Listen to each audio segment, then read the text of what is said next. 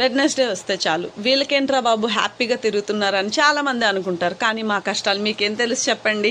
ప్రతి వారం ఏదో ఒక ఫంక్షన్ తగలడం, దానికోసం జర్నీ చేసుకుని వెళ్ళడం. జర్నీ చేయటం అంటే నార్మల్ విషయం కాదు. ఈ రోజుల్లో జర్నీ చేయడం చాలా కష్టంగా అయిపోయింది.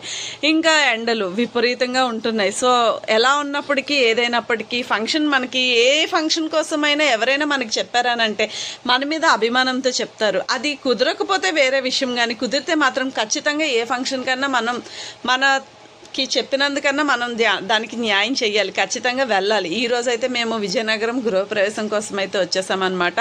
ఇంకా అమ్మవారి టెంపుల్స్ చూసారు కదా. మొత్తానికైతే ఇంకా ఫైనల్గా ఇంటి అడ్రస్ కనుక్కుని కూడా ఇంటి దగ్గరికి వచ్చేసాము. ఇంకా గృహప్రవేశం ఎవరిది అనుకుంటున్నారా?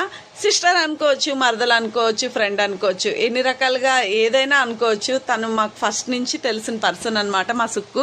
సో వాళ్ళ ఇంట్లో గృహప్రవేశం అంటే ఇంకా వచ్చేసాము. ఇంకా ఫుడ్ విషయానికి వచ్చేస్తే చాలా అంటే చాలా బాగుంది. ఏదేమైనప్పటికి కూడా ఇంకా ఫుడ్ మెయిన్ కదా. సో ఫుడ్ అయితే సూపర్గా ఉంది. ఇంక ఇల్లు కూడా చాలా బాగుంది. ఇల్లు అయితే చాలా బాగా నచ్చింది.